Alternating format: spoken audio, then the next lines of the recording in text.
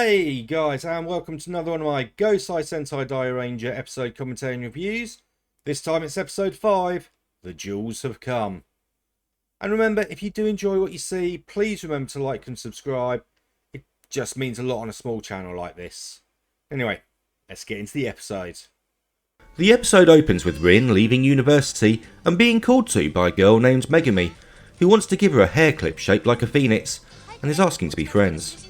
But Rin stays quiet, not wanting to say about being a Dairanger, and the girl leaves, just saying she's always asking too many questions. As Rin calls after her, Ryu arrives saying he's going to show her around like she asked him to. But they hear a scream. It's Megami, who's been confronted by a pair of lips that turn into lipstick songstress, who chases after Megami and colours her lips black, causing Megami to pass out. And as the two rangers arrive, Megami disappears, replaced by a load of Copatros, who conduct some music before attacking. And though Ryu is able to transform, Rin is stopped mid-transformation. As Ryu goes to help, he's attacked and injured by the songstress, and as Rin checks on him, the others arrive on their bikes, landing a hit on the songstress before Rin is able to transform. After songstress blasts the 5 of them, Rin leaps in to attack, but is blasted back. However, her diamond rod hits songstress in the face. Shoji grabs Rin, asking why she would attack alone, but is stopped by a scream from songstress, who is distraught that her perfect face has now been scarred, punching away the cop patrol with a mirror and growing herself to a giant size. With Kaku meditating at HQ, Ryo summons Ryusei, and when Giant Blaze is ineffective, he converts to warrior mode and is joined by the other rangers.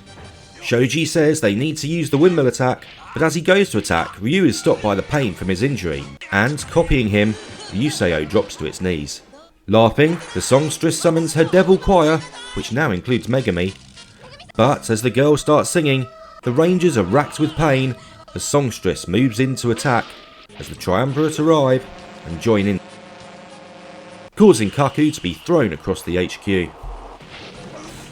Ryusei manages to flip the songstress, startling the others so the threefold attack stops, and Ryu starts the windmill attack. But songstress counterattacks, and Kaku is overwhelmed as Ryusei collapses and songstress retreats. Ryusei returns to dragon form and flies away as Ryu calls out.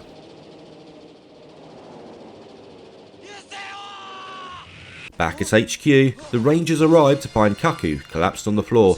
Coming to as they reach him, he says his key isn't enough, as the rangers realise Kaku has been helping them control Ryusei. Rin says it's her fault because she was slow transforming and not saving her friend, but Kaku says that's enough, and the rangers leave. Later, Rin is walking by a lake thinking about Megami, as she starts launching key attacks against rocks and trees, but is stopped by Daigo. He says he wants her to smile more before he leaves, and as Rin is about to follow, she's stopped by a vision of lights, a desert and a bird flying over, before she finds herself back in the woods. Back in the city, songstress is furious about her face, as Gara tells her to calm down and follow the plan, but the Gorma is more interested in revenge. Back at HQ, Rin tells Kaku about her dream, and he says they may have been the heavenly Lili balls used to control the Kiden beasts, though they were thought destroyed 6,000 years ago. As Rin asks why she is the one to see the dream, Ryu comes on the radio saying the songstress has returned, as we see the rangers fighting the Gorma and Copatros. As the Gorma uses soprano attack, incapacitating the 4 rangers, giving the Copatros an advantage as Rin arrives, and as songstress focuses on her, she transforms. But as she sees the dream again, she collapses to the floor and disappears in a flash of light, as the triumvirate order a withdrawal. And Kaku says Rin has been sent to China, as we see Rin in a desert near some ruins as the episode ends. Okay, so we've got injuries, visions, and Rin being teleported off to who knows where in a desert. Now, as first parts of two-parters go, I'd say that's a pretty damn good one. And starting off with the injury, when Ryu gets like that gash on his uniform, it looks very technological inside. You know, it's not like, I mean, it's all supposed to be based on their ki or yu powers or both. Yeah, it looks very technological where it's like ripped on his chest there. So kind of weird, but also really cool. I love that attention to detail they put into it. Another thing, obviously, is Ryuseo in warrior mode. Because it copies every movement that Ryu makes. As he's injured, it's injured. So, you know, it's dropping to its knees as Ryu is because of his injury. And I love that. That is just really cool.